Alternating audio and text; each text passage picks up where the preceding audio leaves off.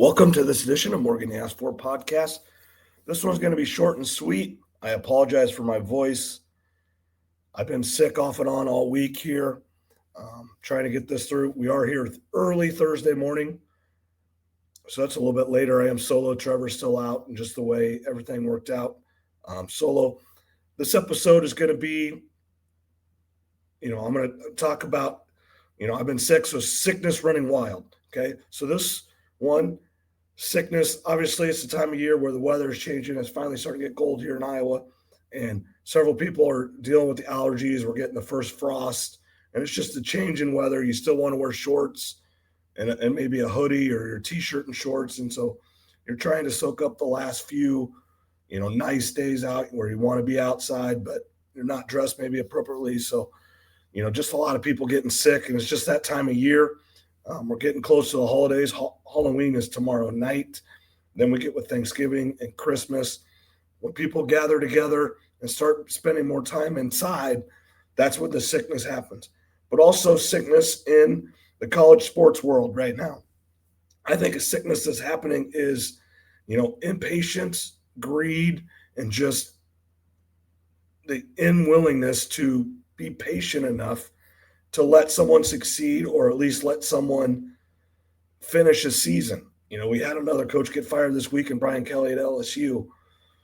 Now, there's a lot of things you could say about Brian Kelly, and maybe he should be fired for those reasons, but it's not wins and losses. Yes, he's lost 3 games. Yes, he hasn't been to an SEC championship game. Yes, he hasn't been competing for a national championship, and that's the expectation. And I think that's going to be LSU's downfall when they try to hire their next coach. They are so, just bent up on winning a national championship. And I understand their last 3 head coaches have all won a national championship. Nick Saban, Les Miles, Ed Orgeron. But in the Les Miles situation, the Ed Orgeron situation, and now Brian Kelly, those coaches all ended up getting fired. Obviously Brian Kelly never won it, but Ed Orgeron, 2 years after he won a national title, not even 2 years after he won a national championship, he got fired. Les Miles got fired. Then Nick Saban obviously went on to the Miami Dolphins before coming back to college football and having all the success at Alabama. Florida wants those same expectations, and Penn State wants those same expectations. So, in my opinion, those coaches that take that next job have to know that it's much more like the NFL, where you get 4 years, 5 years, get your program turned around, get your players in there. But with NIL and the transfer portal, much more like with the NFL, 1 year, 2 years. If it's not working, they're going to get you out. The next thing is the big money buyouts. Unfortunately, I do not think it's going to change, because I do think LSU, Florida, Penn State, they have to make the phone calls to Nick Saban and Urban Meyer. And some of it is LSU, Nick Saban was there. Florida, Urban Meyer was there. Those are the 2 most successful coaches of the last, quarter century, last generation.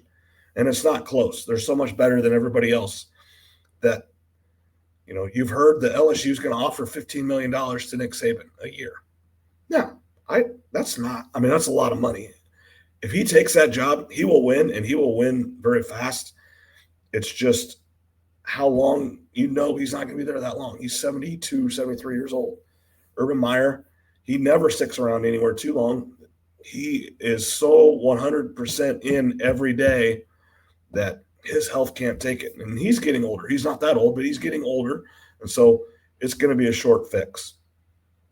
I do not think either one of those 2 guys take those jobs, but I think those jobs will be given to somebody that those guys recommend. Whoever is making the hires at each spot, which that was an interesting thing yesterday. The Louisiana governor came out and said that the LSU athletic director is not making the hire. Now, I understand why, because that AD hired Jimbo Fisher and signed that contract and then hired Brian Kelly. So on his books right now is over $100 million paying a coach to not coach football. So I understand why the governor is doing that. But can you imagine here in Iowa, if something happens and we tried to fire Kirk Ferentz or Matt Campbell, and Kim Reynolds came out and said, Jamie Pollard or Beth Getz is not making the hire. It's just not how it works, but it's different in Louisiana. And that's what makes that job the best job and the worst job available, in my opinion. Another sickness running through college football, and I'm going to use Iowa State, and it is running through Iowa State, is just doubt. You're 5-0, everything's going well, but the injuries start to happen, and you get punched right in the mouth in the first quarter at Cincinnati. And unfortunately, you've never recovered. Just the way it is. You got punched. You're Mike Tyson against Buster Douglas, and Buster Douglas got you. And you are down for the count, and you haven't gotten back up yet. Will they do it this week against Arizona State? We'll see. Tyson, the receiver, is doubtful, I think, as what I saw in the report last night. And then Sam Levitt, their quarterback, is not going to play. So Jeff Sims is coming in. Jeff Sims is a 6-year player at Georgia Tech, at Nebraska, and now at Arizona State. So it's not someone that doesn't know how to. He just hasn't had tons of success and moved around a lot. Iowa State plays decent football for a lot of a game, but those last 3 games, they just make critical mistakes at critical times, and the other team just makes them pay for it. They can't get off the field on 3rd down. I'm going to disagree with Chris Williams a little bit. He thinks this is all on the offense, that why we're losing these football games, or almost all on the offense, where they're not scoring touchdowns. And I 100% agree. 500 yards of offense and you only score 24 points, that's not good. You should score 31, probably 38 points. Well, even if you score 2 more touchdowns, you give up 41. Now, some of it is they had a pick 6 in there. Just things happen. They had the punt where it touched the guy and had a short field. So you put the defense in a bad spot. So a couple of mistakes, I understand where it probably does flip the football game to Cyclone's favor, but they still happen. But when it is 3rd and 8 or longer, it seems like Iowa State gives that up more than any team I can ever remember. And this isn't a just this year thing. And Chris Williams has said this on Cyclone Fanatic and Iowa Everywhere, which those are great guys, and I really listen to them, and I love what they talk about. But if you're better at 3rd and 3 than you are at 3rd and 10, something is wrong. Something is wrong. So whatever it is, you need to fix it. Put more pressure on and you can't do the same thing every time. Or your zones have to be a little bit different, or because something is wrong with the 3rd down and long defense. And it's not just because we have injuries in the secondary, or last year had injuries at linebacker. It is a schematic problem, in my opinion. Because at 3rd and 3, we're pretty good.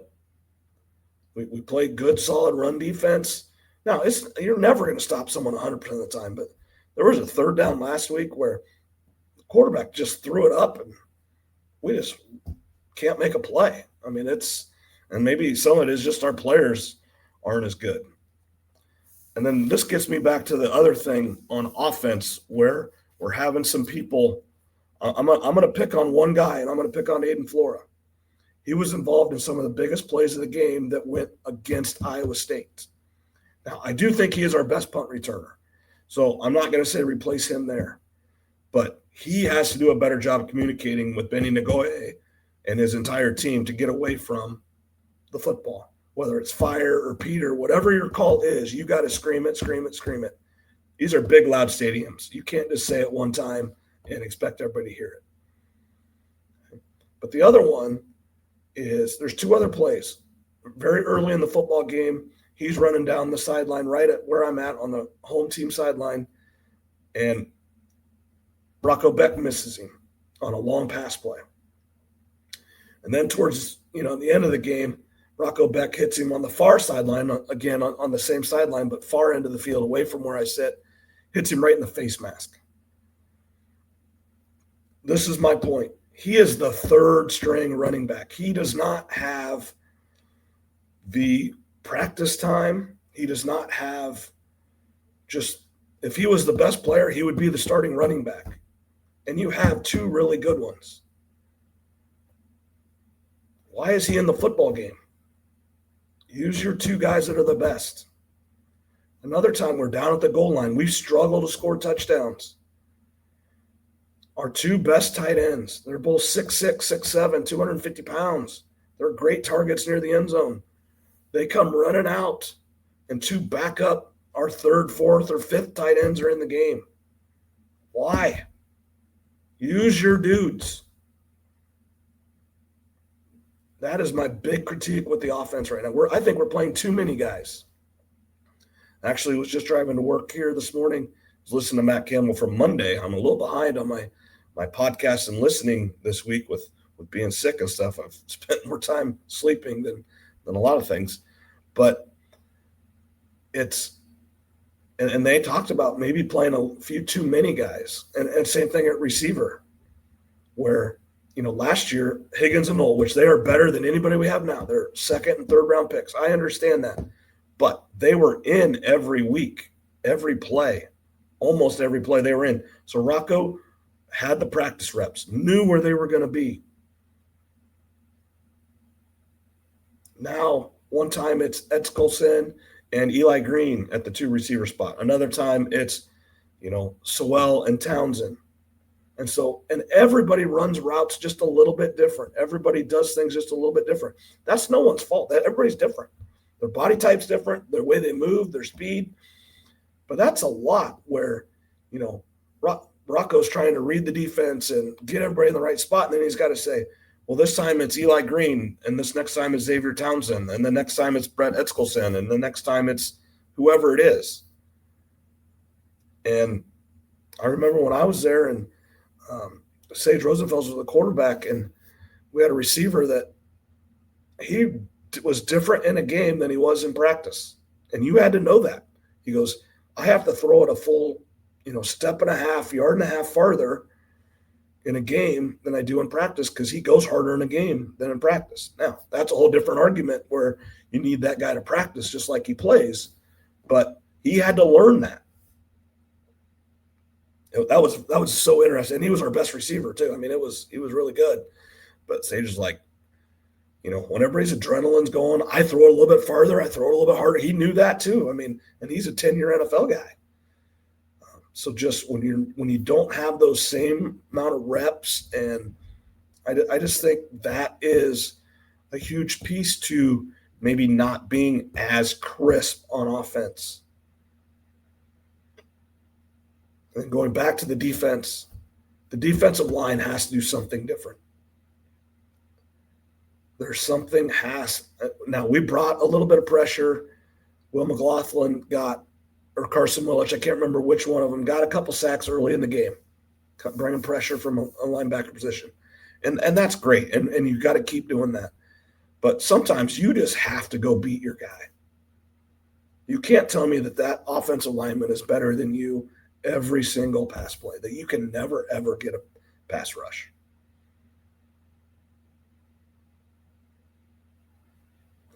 Are they going to beat you more times than not? Probably, maybe so. They're really good too. But you can't tell me that one time out of 50 pass plays that you can't beat your guy and get a rush and just make a play. That's what Iowa State is lacking. Is they need someone just to step up and make a play. The defense isn't getting any turnovers. That's another thing. Go get a pick. Force a fumble. Pick it up and score. Makes Carson Hansen on a 65-yard touchdown pass, somebody block for one more second so he can score a touchdown instead of get tackled at the 10-yard line. He's not going to be the guy that races to the end zone from 65 yards. That's just not him, and that's okay. But if everybody blocks their guy for one more second, then maybe he does. It's the little things, the margins, as Coach Campbell told us about it. Then the last thing I'm going to talk here about is the sickness of hope. I don't know if any of you guys, and I suggest is on YouTube, SEC Shorts. Every week they come out Monday morning with a 5 to 10 minute video about the SEC conference, and they make fun of coaches and fan bases, and it's really funny. I love watching it Mondays. But they have this character that Georgia and Alabama and everything is, and she's called Hope. And Iowa might, I think, some of their fan base is running into the sickness of hope. They're hoping, hey, they're seeing the bright lights, 10-2, undefeated the rest of the way, have a chance to get to the playoff. And that is factually true. If they beat Oregon, beat USC, beat Nebraska, and whoever else they have, and they finish 10-2, they are right in the mix. They probably will actually get into the playoff, I would think. I don't know that for sure. I'd have to look a little bit deeper into that. But they're going to be right. If they're not in the playoff, it's going to be like South Carolina last year. They're going to be one of those first teams out. But, and on these videos, it's always big on Georgia. Whenever Georgia sees hope, he runs the other way. Because it's just a sickness and you get that, and it's only going to get worse for the next 10 days or so because Iowa has a bye this week. So, they're not ranked. Teams will lose this weekend, so they might get 24, 25 ranking next week. Get Oregon at Kinnick Stadium. I was at Kinnick for the Penn State game. It's a great venue. It's loud. It's new. It's the north end zone is new. It will be an electric atmosphere. Absolutely. And that's what college football is about. You want to be playing games in November, which they will be. November 1st, this week, Iowa State plays November 1st. Iowa will play November 8th. You want to play meaningful football. And that's the other thing at Iowa State right now. How meaningful are these games? Well, in the big scheme of college football, they're not. They aren't going to the Big 12 championship. They're not going to the playoff. And that's what's disappointing. So how will the crowd be on Saturday? I'm going as long as I feel better. I just had a conversation with my dad last night about I don't think I'm going to stay in a camper or anything else like that. Just because I don't think people want to sleep, 6, 7 people want to sleep in a camper with me right now, or I cough the whole time and everything.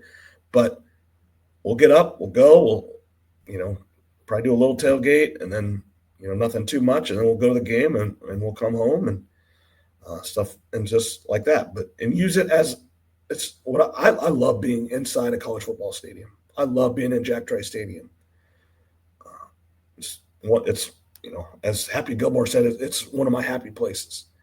But not everybody's like that. And if the weather's not going to be great, it's going to be like 47 degrees. So the fair weather fans, and if this game, if you'd have looked August 20th before the season started, this was a marquee game. This could have been, College Game Day could have been here instead of the Cincinnati, Utah game.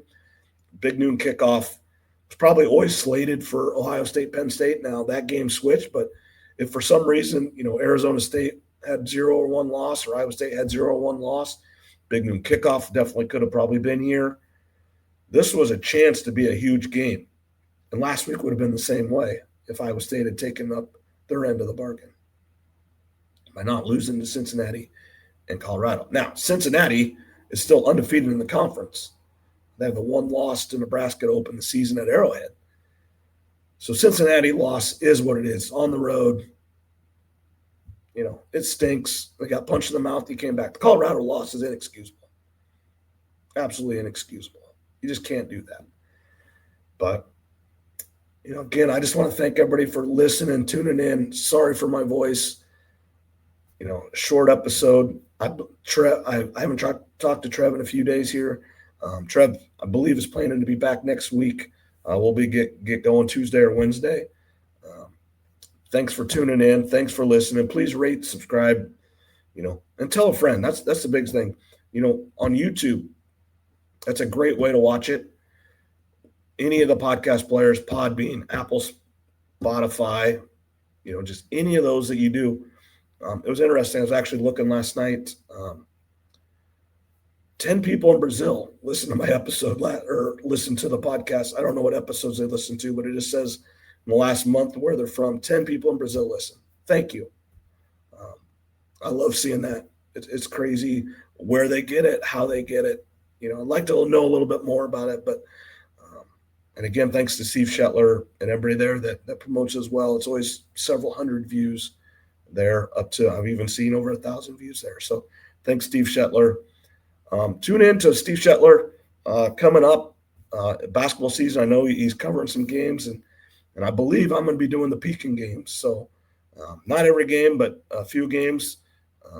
Those of you that know me, several years ago I did Cardinal basketball. Now I'm going to their rivals, the Pekin Panther basketball games. I'll let you know more about what's going on with that when we get a little bit closer to the season. I know basketball practices will start. Girls start, I believe, on the 6th, the 3rd, and then the 10th, the 10th, and then the boys start on the 17th.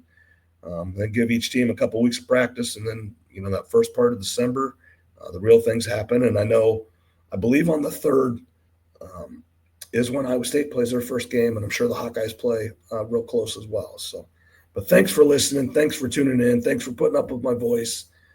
We're 20 minutes in. That's pretty good. And we'll talk to you guys next week. Thanks for listening.